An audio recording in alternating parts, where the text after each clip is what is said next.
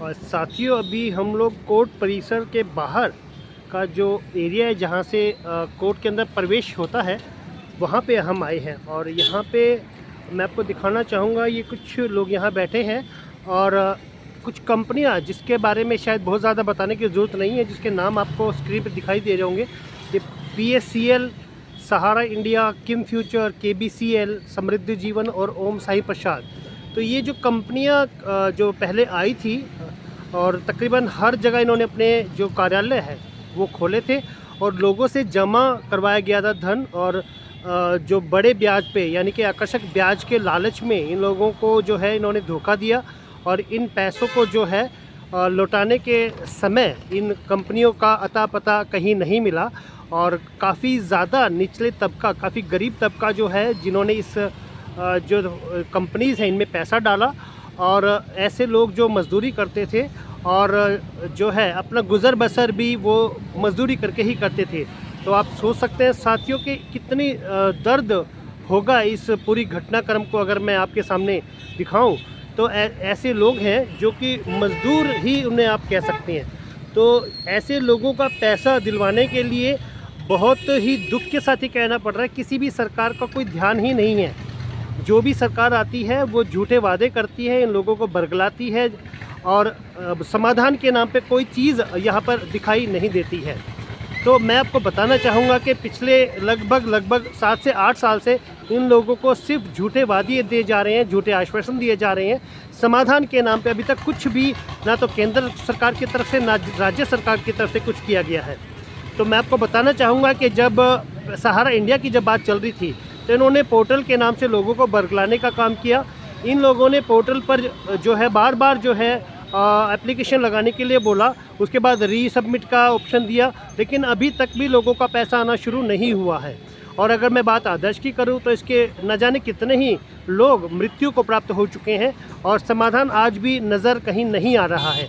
तो ये देखिए, ये बेचारे जो गरीब लोग हैं और जो कि अपनी गुज़र बसर भी बड़ी मुश्किल से कर पाते हैं, तो ऐसे लोगों को धोखा देने का काम न केवल इन कंपनियों ने, बल्कि ये जो आज के प्रतिनिधि हैं, जो राजनीतिक पार्टियां हैं, ये इसमें बराबर की हिस्सेदार हैं। तो इन लोगों ने ना तो कभी इन लोगों की तरफ ध्यान दिया, ना ही इन लोगों की समस्या को समाधान दिखाने के लिए आगे आए। तो हम लोग मीडिया के माध्यम से आप लोगों से प्रार्थना करें, इन लोगों का सहयोग कीजिए, इन लोगों का साथ दीजिए, क्योंकि ये भी हमारी ही सोसाइटी के लोग हैं, हमारे समाज से जुड़े हुए लोग हैं।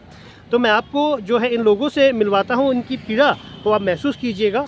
क्योंकि साथियों, अभी फ़िलहाल में मैं आपको इनसे पहले कि हम लोग इनसे बात करें, बताना चाहूँगा कि बर्ड्स एक्ट के नाम से एक कानून लाया गया था, जिसमें इस बात का वादा किया गया था कि इन लोगों के जो पैसे हैं इस एक्ट के अंदर इन कंपनी से रिफ़ंड करवा करके यहाँ दिया जाएगा। लेकिन उसके बाद भी तकरीबन 2 से 3 महीने यहाँ हो चुके हैं, लेकिन कोई समाधान यहाँ पर नज़र नहीं आ रहा है। तो यहाँ पे इन लोगों से हम बातचीत करते हैं और जानते हैं इनके बारे में। नमस्कार सर। नमस्कार सर। सर, सबसे पहले आप लोगों का स्वागत है हमारे चैनल न्यूज़ एशिया हरियाणा पे। तो सर, मैं जानना चाहूँगा ये पूरा जो घटनाक्रम है इसको विस्तार से हमारे दर्शकों को बताइए सर। सर नमस्कार, आपका बहुत बहुत धन्यवाद जो आपने हम लोग क्षतिपीड़ित लोगों की बात मीडिया में पहुंचाने के लिए कार्य कर रहे हो। जी सर। सर, मैं मोहनलाल जांगड़ा जिला अध्यक्ष ठगी पीड़ित परिवार जींद। जी सर। सर, गवर्नमेंट ने एक एक्ट बनाया था 2019 में, जिसका नाम है बर्ड्स एक्ट है। जी सर। उसमें सर गवर्नमेंट ने वो लगाया था, जितनी भी कंपनियों को बंद किया गवर्नमेंट ने, जितनी भी रियल एस्टेट की कंपनियाँ, जिस तरह पल्स है, किम फ्यूचर विजन है, सहारा है, इस तरह की जो रियल एस्टेट का काम करती थी उन कंपनियों को बंद कर दिया और एक कानून बना दिया जो बर्ड्स एक्ट है 2019 में। और इसको मान्य कराया गवर्नमेंट ने जनवरी 2024 को। जी सर। जिसके तहत आपने डॉक्यूमेंट जमा कराए हैं, उसका 180 दिन के अंदर पैसा मिलना है, ये इस एक्ट के अंदर लिखा हुआ है। जी सर। लेकिन सर हम 4-5 महीने से पूरी कोशिश कर रहे हैं, 3-3.5 महीने से डॉक्यूमेंट भी जमा हो चुके हैं, लेकिन गवर्नमेंट कोई इस पर कोई ध्यान नहीं दे रही है। तो सर बहुत सारे लोग पीड़ित हैं इस चीज़ से। तो मोहनलाल जी, एक चीज़ जानना चाहूँगा, अभी जैसे चुनाव का मौसम चल रहा है और जो भी राजनीतिक पार्टियां हैं लुभावने वादे करके इलेक्शन की तरफ जा रही हैं, तो आप लोगों के पास कोई आया इस चीज़ को लेकर के आपका समाधान हम लोग करवाएंगे? नहीं सर, ऐसा तो कोई आया नहीं। एक प्रभारी हरियाणा प्रभारी है पिंकी बैरागी जी, वो तो आई थी 3 दिन पहले। उन्होंने बोला था मैं आपकी बात को गवर्नमेंट के सामने रखूंगी। जी सर। और हमारे को आश्वासन दे गई है, बाकी और कोई भी किसी पार्टी का हमारे पास नहीं आया। तो मोहनलाल जी, मैं आपसे एक बात जानना चाहूँगा, जैसे कि आप देख पा रहे हैं, आप बता रहे हैं कि बड़ा ही निराशावादी रवैया ये राजनीतिक पार्टी अपना रही हैं, तो हम लोगों को मिलकर एक निर्णय नहीं लेना चाहिए कि जो हमारा साथ नहीं देगा तो हम ऐसे लोगों के पक्ष में वोटिंग नहीं करेंगे, वोट नहीं डालेंगे? नहीं सर, हम बिल्कुल नहीं इसके पक्ष में वोट डालेंगे। जो प्रेजेंट टाइम में गवर्नमेंट है, हम विपरीत जाएंगे इसके, अगर वो गवर्नमेंट हमारा समाधान नहीं करेगी। पूरे भारत में ये असहयोग आंदोलन चलाया हुआ 1 सितंबर 2024 से पूरे भारत के अंदर ये धरने चले हुए हैं, और आग 17 तारीख का टाइम दिया है ऊपर से हमारे को, उसके बाद हम जेल भरो आंदोलन करेंगे पूरे भारत के अंदर सर। तो मोहनलाल जी, मैं सिर्फ एक मीडिया के कर्मी होने के नाते आप लोगों से एक बात कहना चाहूँगा, आपको नहीं लगता है जैसा कि हमारे साथ ये दुर्व्यवहार जो सरकार की तरफ से किया जा रहा है, इसके बाद हम लोगों का कर्तव्य बनता है, हम लोग नोटा जो एक ऑप्शन होता है वोट पैड पर, उसका प्रयोग हम लोग करें? बिल्कुल सर, सही बात आपकी, नोटा का प्रयोग करेंगे सर।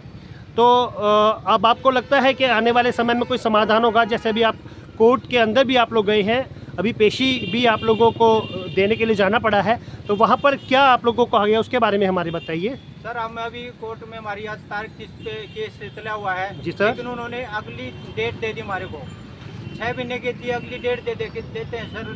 कोर्ट वाले में कुछ भी नहीं करे सर हमारे।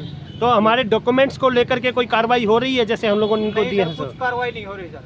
तो हम लोगों का सहयोग आपके साथ रहेगा, और समय समय पर जो है ये खबरें जो है हम लोग मीडिया के माध्यम से इन जनप्रतिनिधियों को और इन सरकारों को दिखाते रहेंगे। हमारे चैनल हमेशा आपके साथ है। जय धन्यवाद हिंद सर, आपका बहुत बहुत धन्यवाद। जय हिंद, जय भारत।